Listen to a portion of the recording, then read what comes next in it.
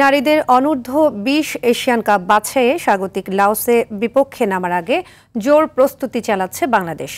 H গ্রুপে নিজেদের প্রথম বুধবারের ম্যাচকে সামনে রেখে ভিয়েন্তিয়ানে দ্বিতীয় দিনের মতো অনুশীলন করেছে পিটার বাটলারের শিষ্যরা। মূল পর্বে ওঠার লক্ষ্য নিয়ে লাওস যাওয়া বাংলাদেশ প্রথম ম্যাচে বড় জয় চায় বলে জানিয়েছেন গোলকিপার কোচ মাসুদ আহমেদ। দলের সবাই ফিট ও মানসিকভাবে চাঙ্গা রয়েছে বলেও জানান কোচ।